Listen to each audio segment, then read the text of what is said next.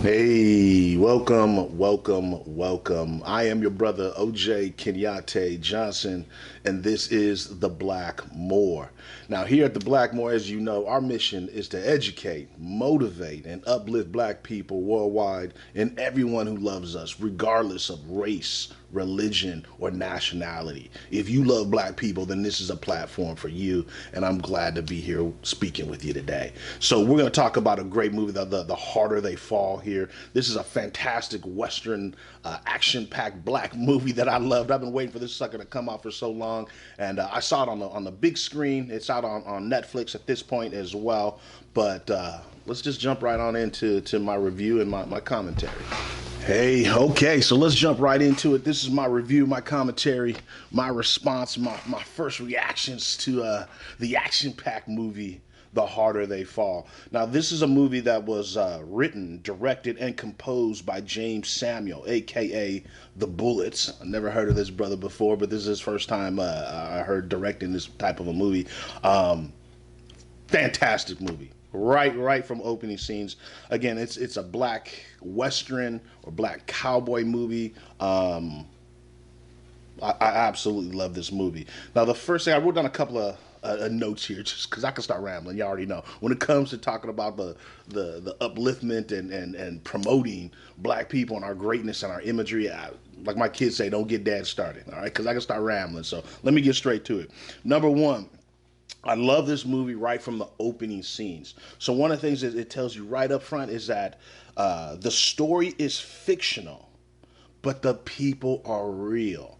So the storyline and what you hear and what you see in this movie of the people, what they're doing and what have you, all of that is fictional. But the names are absolutely real. So if you don't know already the names of like Bass Reeves, right, Nat Love, Rufus Buck, right? Treacherous Trudy Smith, Bill Pickett, right? Mary Fields, aka Stagecoach Mary. If you don't know about Stagecoach Mary, I mean an American hero, phenomenal, especially for the time. Cherokee Bill, right? The Rufus Buck Gang, crazy. All of these names, or at least again, Bass Reeves, James Beckworth, right? Some of these names that I wish everybody knew about these black people in the Old West. And it's important to know about these names because most people don't know that anywhere from about, a fourth to a third of all cowboys in the Old West were black. Let me repeat that. Because I don't think you got that.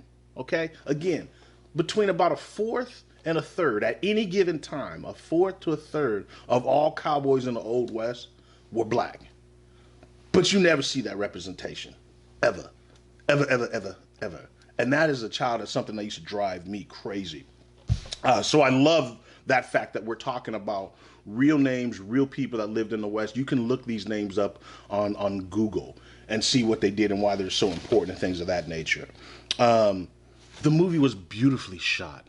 Beautifully shot with modern day camera angles, right? You'll see some of these gunfights that you're like, there's a scene where Idris Elba's character is released from jail or from a kind of a jail locked up on a train. And he's walking through and there's a gun battle and you see the bullets going through his past his head. Phenomenal. Some of the long takes out, you'll see some of these scenes where they zoom in. It seems like a mile away and zoom in and see a fly on your eyebrow almost.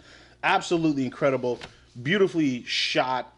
The music, folks, let me tell you, the music is off the chain, right? It definitely gives you this, Jay-Z had a song on there, but then also it comes through with this Jamaican, Caribbean feel, right? And it's a Western movie, but it's filled with this black music, right? I was feeling it. I had me, excited just from the jump, from the music. Also, the movie is really, it's going to be a great action-packed movie or Western for anybody. Anybody who loves Westerns, anybody that loves action movies, I think would really love this. Now, I grew up loving Westerns myself, but I never seen black people in those Western movies, right? I never seen black people in the Lone Ranger TV shows that I used to love as a kid, right? Which we'll talk about. Lone Ranger was based after Bass Reeves, Many have said. And we'll talk about that in a minute. But I love that fact that you see so many black people in this movie, both as the villains and as the so-called good guys. Both. Now, some people got mad at, oh, it was black on black, violence or whatever. Listen, the fact that you see all of these black people as cowboys, right? Not as servants, not as slaves, not as porters, but in their own characters, in their own West, and not subservient, that was huge to me, right? I feel like I've been waiting since Mario Van Peebles' 1993 classic, Posse, to actually see black people in this role. And then the other thing is to see somebody mention about our unique relationship as black people with Native American or indigenous peoples in this country, right? Posse mentions it, but it's also heavily mentioned in this movie as well, about our relationship with Native Americans, right? That's a whole nother story that's not even being told, right? And for me, as an African American, but who also has, Native American blood, as most African Americans do, have some type of Native American blood or indigenous blood as well as white blood mixed in. So my family has a lot of Blackfoot and Cherokee blood as well. And so there's a lot of history between that. When you research some of these names, you'll also see that a lot of these people were mixed race or spent many time in Crow Nations or Native American territories and became one of them as well. It's crazy, but do the research, do the history on that one. Also, there's some extremely funny scenes in this movie. There's a scene where they go to the white town. Oh, this had me laughing off my ass, so to say, okay? Because when they go to this white town, it's almost like a classic scene from Blazing Saddles. I'm not going to spoil it for you. I'm not going to spoil anything on this to tell you any of the plots, the twists, the turns, or anything. But there's a huge twist in this movie as well. But you'll see the scene that I'm talking about when they go to the white town. It's hilarious. All right. Now, one of the biggest things that I loved about this is that all the main characters were black, right? I mentioned that a second ago, right? So all the main characters are black, both the villains and the heroes. However, in this movie, you never hear anyone call anybody else a nigga. Let me repeat that. You have a movie with the main cast, right? All the main cast are black, but you don't ever hear anybody call anybody else a nigga. Why is that important? I'll wait. Why is that important? Think about that. Let me tell you why it's important. I have a strong feeling that if Quentin Tarantino had made this movie, the entire movie, all you would have heard was nigga, nigga, nigga, nigga, nigga, nigga, nigga. Right? Just nigga, nigga. That's and I'm a Tarantino fan. I love his action flicks. But again, I feel that he thinks that every time black people speak, all we just say is nigga, nigga, nigga. Like that's our first name. Right? And so why it's also so important, it's important that we control the imagery. Right? What our imagery that's being portrayed out there, the roles, the scripts, everything, right? And this movie, you never hear anybody call anybody a nigga. Matter of fact, this movie is so good. If the time when treacherous Trudy thought she heard a white man about to call her nigga, I'm gonna tell you, she capped that fool, right? And here's the thing: he didn't even get the whole N word out. Right? One of the other members said, well, what if he said nincompoop? And she said, well, we ain't no nincompoops either. Telling you, treacherous Trudy was bad. Bad. Loved it, loved it, loved it, loved it, loved it. Now, here's the other thing. I don't care that this movie was written and produced and directed by a British black man. Let's not get that twisted up. Right, I've seen some stuff online where people are arguing, well, how come it ain't an African American doing this? Is about American heroes or American characters. And listen, I don't care who does it, as long as the story is being told the right way.